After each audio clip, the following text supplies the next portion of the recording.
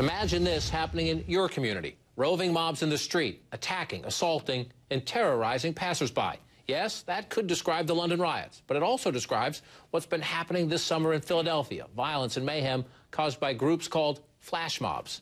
Is this kind of behavior something to blame on unemployment, on society, or on ourselves, parents, and our teenagers? The Philadelphia Mayor Michael Nutter didn't mince words when he addressed his city's young people from a church pulpit this past Sunday. You damage yourself, you damage another person, you damage your peers, and quite honestly, you damage your own race.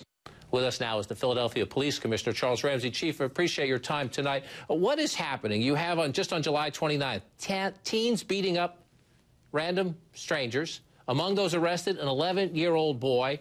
What are these flash mobs about? What is the problem?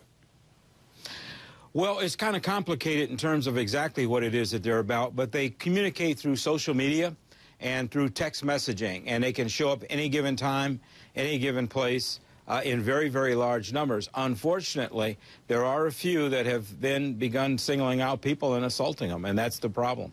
And you say using social media, that makes it pretty hard for you to stop. How do you try to track it? Well, we do the best we can to try to track it. Fortunately, we have had some parents and even some young people call us and tell us when these things are about to develop, but we don't always get that message. That's what happened a couple weeks ago. We were unaware that these mobs were going to form. If you listen to the mayor there on the pulpit, a pretty strong message, a stern message to African-American youth. Is this a problem just in the African-American community, or is it more widespread? Well, so far, it's been limited to the African-American community as far as the mobs themselves go. But they've been singling out people primarily in our Center City district. One of the things that the mayor did do was to impose a curfew in certain areas of the city for people 17 and under. And hopefully that will help us. Is it helping you, A, and B, how long can you sustain something like that at a time when we know city and local budgets are under a lot of strain right now? Having a curfew means having a higher police presence.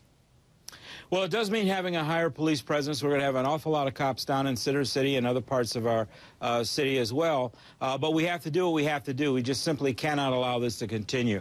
So whatever the cost is, we just have to bear it and do what we need to do in order to keep the public safe. And the question people ask is, why is this happening? And some people point to the fact you have a 39% unemployment rate among those aged 16 to 19 in the city of Philadelphia. Is this to blame on a bad economy? I don't really think so. These are just ignorant kids that are out there doing things they have absolutely no business doing. Unemployment, education, these are not excuses to just go out and randomly target people and beat them up. There's just absolutely no excuse for it. It's just stupid. It's ignorant. And I just can't find any other words to describe it. As we watch it, you use pretty tough words there, and they're necessary words, I think. Chief, I agree with you. I want you to listen to the mayor again here, and I want to see if you see a parallel. First, the mayor.